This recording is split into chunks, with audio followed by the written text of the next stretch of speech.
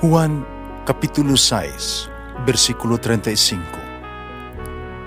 Si Jesus miingon kanila, "Ako mao ang pan nga naghatag sa kinabuhi.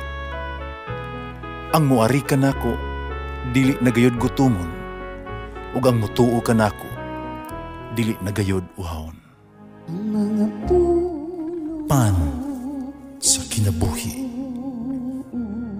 maglikon unta sa mong pagtuo ug gagakabi sa pagtuman sa imong mahal nga kasuguan.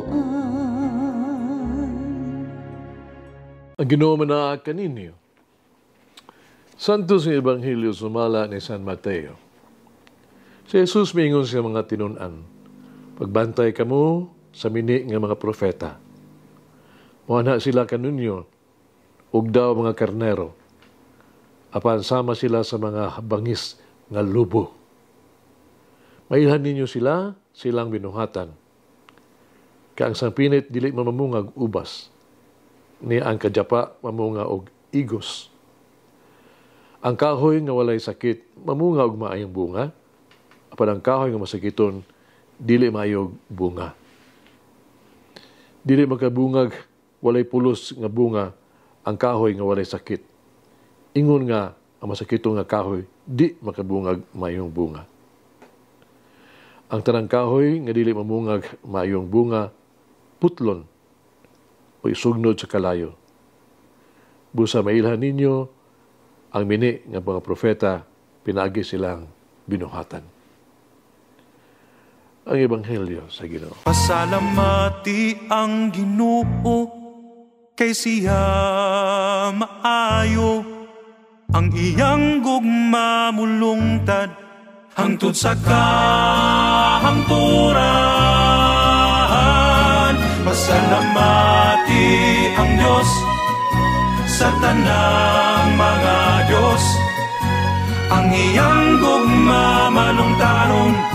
Pasalamati ang Ginoo sa mga Ginoo, ang iyang gugma malungtaron.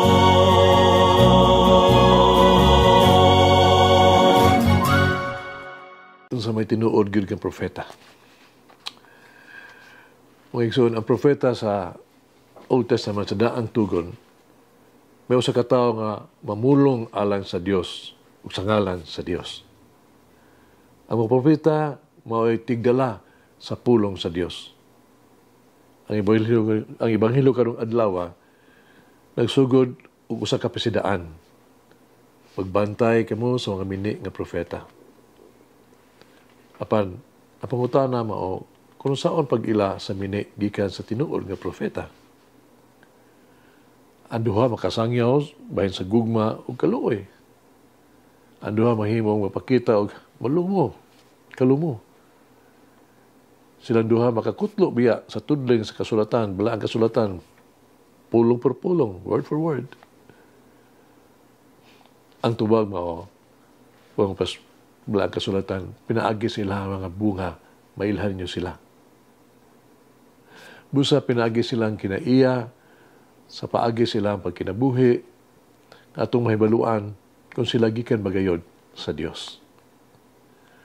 Ang mga pulong gikan sila mga ngabil, kinahanglan makumplito pinaagi sa mga buhat sila mga kamot. Kung unsa ang ilang giwali, kinahanglan mao angay nila siyang buhaton. Ang ilang isulti, kinahanglan nilang buhaton og tumanon. Ang tinuod nga profeta, magtultol sa mga tao ngadto sa Dios. Ngadto sa Dios o dili padulong silang kaugalingon. Kung iya lang tinguhaon, magtinguha siya sa iyang kaugalingong interes. Kung magwali lang siya sa iyang kilo-kilong bete, sa iyang achievement, haron siya musikat, dili sa tinuod nga profeta sa Dios. Ang unang libro sa Kristohan ng Simbahan, Didache, no? Nagsulat so sa kahinungdan sa pag-ila kung kinsa ang tinuod nga profeta o say dili. Kaya nag-ingon, Kung magabilang gani sa sulod sa tulo ka adlaw sa usa ka balay, usa sa kamini nga propeta. Ang matag apostoles nga moanha kaninyo pagadawaton ingon sa pagdawat niyo sa Ginoo. Panayaw siya tuguti nga magabilin sobra sa usa ka adlaw. O kung gikinahanglan duha ka adlaw. Ang bisan kinsa na tinuod nga magwali o magtrabaho alang kay Hesus. Dili mangayo o mga pribilehiyo. Di mangayo o labing pinili nga bahin o ipalabi. Ang tinuod nga propeta andam mo dawat sa krus. Mapasaan ni ini hangtod sa katapusan.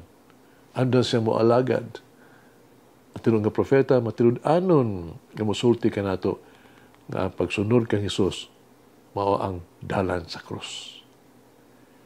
Siya nagsangyaw nga pag-iuban kay Hesus mao ang pagsinati sa pag-antos. O siya napakita o nagtultol sa dalan sa krus. Isubli ni Hesus kanato makaduha nga pinaagi sa ilaha mga bunga mailan ninyo sila. Ang tuyo sa pagtulunan sa tinuod nga propeta mao ang paghiusa kanato dili sa pagpalayo kanato gikan sa Dios. Ang pagtulunan mao ang pagtigom kanato ngadto sa usa ka pamilya sa Dios, dili ang pagkabahin-bahin, magbahin kanato sa duha ka grupo, no? Kung ang iyang pagsangyaw makabahin-bahin kanato, nan siya usa ka mini nga propeta. Ngano man. Kitungod kay sa Jesus gud mi anhi ang nagwali sa paghiusa. Dili pagkabahin-bahin o diskriminasyon. Si Jesus nabuhi og namatay alang sa kanatong tanan. Dili alang sa usa lang ka grupo o ka particular ka certain community. Si Jesus kanunay nga nagbuot. Nagampo siya sa tanang higayon, mahimutang usa. John chapter 17:11. Ato po katanong ang karon ng ato ang kaugalingon. Nagalagad ba kita sa mga tao? Nagipiyal sa to ang pagatiman?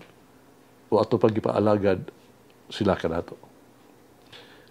Idala ba gayon nato sila nga to sa Dios o atong gipulaki pa sila sa to ang gitawag to kagalingon fans club. Doon ay sugilanon sa usa ka executive, no? Bago lang gipromote siya nga himong vice president. Mo nga gibalin na siya sa bagong opisina. O sa iya yung unang adlaw, iya gisulayan ang yang dito sa opisina, yang swivel chair, no? Siya nga gitawag to executive nga siya, gisusin niya ang iyang lamisa, iya gi-arrange yung mga libro, no? Yan ang gibutan sa bungbong iyang mga plake. Doon na nituktok sa pultahan. Sa atubangan, may usa ka ordinaryo yung empleyado. Siya rin yung kamot, pagpabilib sa batanon ng empleyado.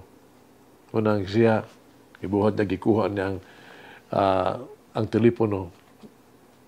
Ningon siya sa mga sugat, tingog, ningon siya. Mr. President, kaya na ako. As istorya sa presidente yun. Kung kaya na ako, siguradong tabangan tika, labi ng imuha mga kalisdanan. Nakasalig ka sa akong kahanas. Salamat sa pagtawag ka na ako. Ang goodbye. Pabilib siya. Unya, milingi sa batanong rodeado siya ng utana. Unsa may imong ako mahimo diha kanimo. Batanong lalaki, nga empleyado ni duol ka na bitubag. Malumog kayo mo, basado kayo bitubag ba? Ay wala man, sir. Ipadala lang ako din sa ako ang hipe, aron ka ng teleponong imong gigamit. I-activate na ako. Maigsoon mag-ampo kita. Amo usa og matuod nga Dios. Kanunay imong gihatag kanamo ang labing maayo ug mapuslanon kanamo. Kanunay nimong buhaton kung unsa ang kinahanglan alang sa mong kaugalingon nga kaluwasan. Sa imong kaluoy ug gugma, tuguti ako magbuhat kanunay o makapahimuot ug dalaygon sa imong pananaw. Tuguti ako magbuhat kanunay sa maayong mga buhat. Tuguti ako pagtrabaho ug matilud-anon. Tuguti ako sa pamunga ug bunga nga mulungtad. Amen. O may reform my heart to God's Word to bear good fruit. Malangin ang Diyos magagawa sa tanan, Amahan, Anak, Espiritu Santo. Amen. May the Lord of the divine mercy bless us all, heal us from all diseases and suffering. Ayun unta niya kita, tanang mga sakit na sa lawas o sa kalag, body and soul. In the name of the Father, the Son, and of the Holy Spirit. Jesus, I trust in you. Amen. Whoever eats the bread of life will never hunger, says the Lord. Kay galaan inyong nabati ang pagpaambit ug hamubong pamalandong sa pulong sa Dios pinaagi sa tulumanon. Pan sa kinabuhi nga gidumala ni Monsignor Daddy Silva. Hangtod na usab sa sunod higayon, daghang salamat. The bread of life.